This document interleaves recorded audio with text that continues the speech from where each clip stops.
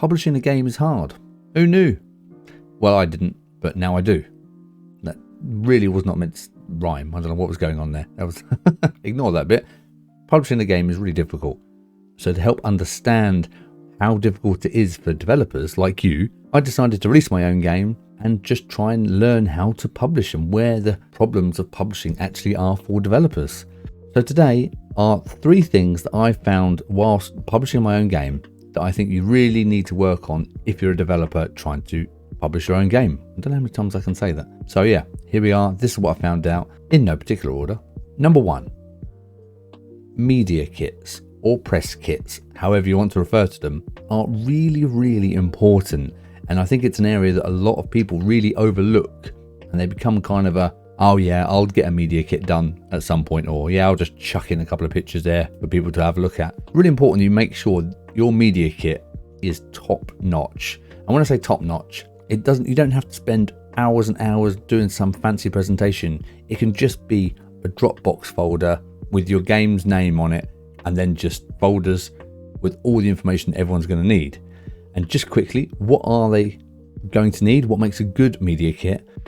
First of all, being structured properly in your folder, making sure you have a folder for screenshots, GIFs, videos, descriptions, including long and short descriptions that people can pull from.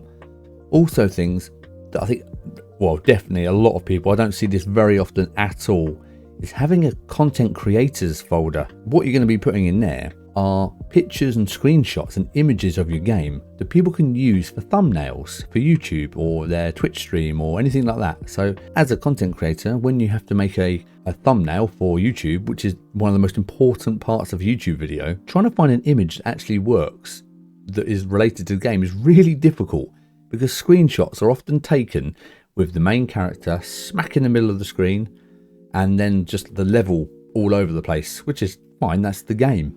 But to make that into a thumbnail, it's really difficult because you need somewhere to put your stupid face or some nice text or something happening. Try and make some images that have, maybe if you've got a couple of characters in your game or whatever it is, just have them to the right hand side of the picture, and then just have quite a plain sort of left hand side of the picture, so you can think, wow, that's where they're going to put their text and their picture and their faces, and then they can always reverse that if they want the characters the other side, or you could do that for them, make a left hand side one, just like that. Just think about where people can use your images and how they can use them, and where the people that will be downloading your media kit are going to be using them. So like I said, for descriptions and videos, do they have a nice synopsis to read out about your game? Is it nice and clear and punchy? Have a think about that. I think a lot of developers get overwhelmed thinking they have to make some fancy media kit and it's going to take them ages, when the day you start, you're going to start having some stuff to put in there. You're going to know the story. You're going to have a few early screenshots. You can even list that as early screenshots folder so people can do a little comparison and an update of how the game's going. You just don't know how people are going to use them. So just when you start making your game, you start getting some assets together, just make a Dropbox or a Google Drive folder, and then start putting your assets and your screenshots, anything you gather, just start putting them in there from day one, because it's going to really help you later on, and you'll be really pleased that you've done it, and so will the people looking for media to use about your game. Tip number 2, regular posting on social networks. Now, I know you're very busy, and posting GIFs on Twitter seems like the most, I don't want to say irrelevant, but the lowest priority, rather than fixing that annoying bug that you have in your game or doing some cool artwork for your game. Whatever it is you're doing in your game, which you obviously love doing, way outweighs, wow, good English, far outweighs the need or the desire to post a GIF or a picture on Twitter. However, you need to be doing this, and if your game has a Twitter feed, don't just spam retweets of other cool games. Again, it's great to support them. I'm not saying don't retweet other developers, but make sure that your content is the main content on your feed. The amount of games I've been to on Twitter accounts trying to find out some information or see if the game looks cool before I start investigating more. I go to the Twitter account, I start scrolling, and I just see retweet, and after a few scrolls, I'm bored, I'm clicking off, and I'm interested in the games, I'm trying to find out about them. So the casual person discovering games, not going to look for it. So you need to make sure that whether it's every 3-4 posts of yours, then put out something else, or then post a more generic tweet. Just make sure that when people go to your feed, they see lots of screenshots of your game, lots of little comments about your game, any polls or questions you want to ask the community. Just make it look alive. Make sure it looks like it's developing and you're sharing things. Because people love that. That is the joy of indie games. It's that connection with the community and the developer that is really hard to build up. But you can only build it up by actually posting and actually responding to people. Use Twitter or Instagram, whatever it is you're using, whatever social account you're using.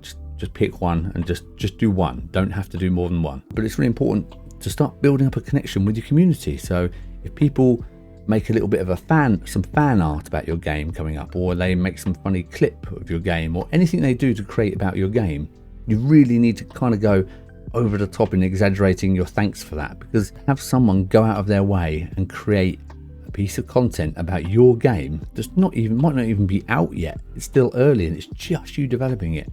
That's a huge thing for someone to do, and you just need to make sure you don't miss that and you don't not acknowledge it.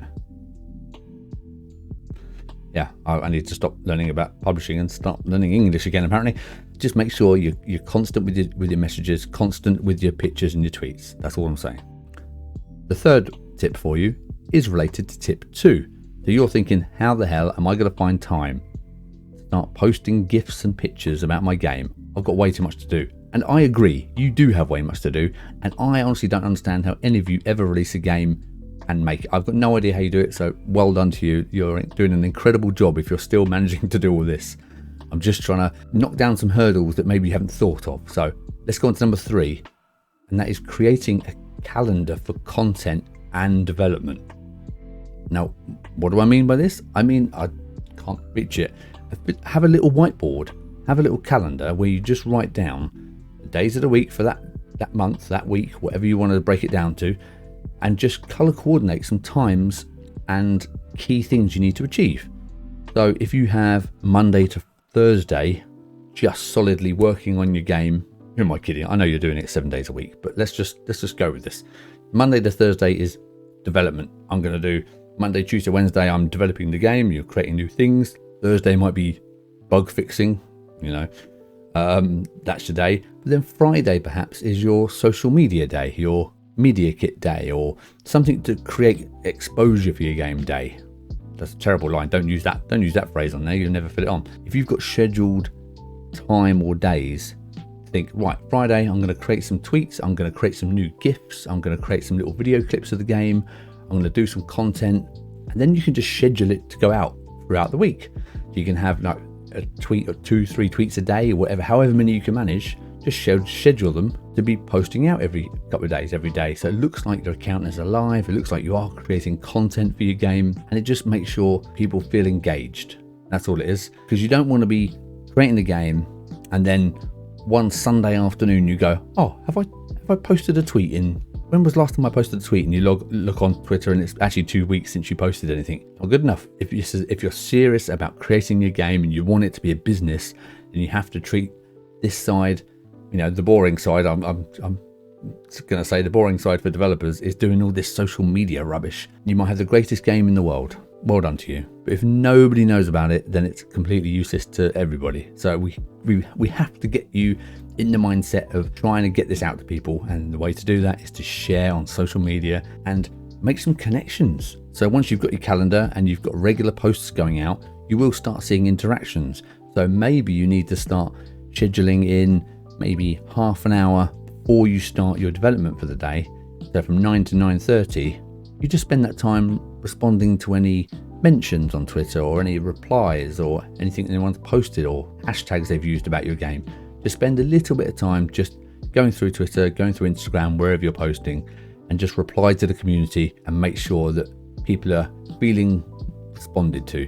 Because it's very, very disheartening if you create a little video, like what if I say I create a little video for a developer just mentioning their game, and then I might tag them in it, say, hey, look, I've created something for you, just wanted to let you know I'm just trying to do something, and that you don't get any response. And even though it's not the developer's fault, it might not be their fault, they might not have seen the mention, might be too busy actually creating the game, you still feel a bit, compared to the people who go, wow, thank you so much, really appreciate it. They share it on their page. And then as a creator, you do feel good. Again, I know that's not your job to make me feel good, but you've got to remember that's how people work. People like praise, and hey, it works both ways. So just try and remember that. Try and interact with the community and post lots of stuff. But like I said before, I don't understand how anybody makes a game. Since I've been learning this, it's a nightmare, isn't it? Who knew? It's a nightmare. Like I said, I honestly don't know how anybody releases a game on their own and does any of the social media and actually plays the game, releases the game. So I know it's difficult. But that's why I'm trying to learn what it's like, so I can actually try and help you with some tips, so you're not wasting your time on things that don't have that big an impact. And these are the things you need to be working on. So if you found this helpful, you know what to do. Thumbs up, subscribe, share, and I'll see you next time. Good luck out there.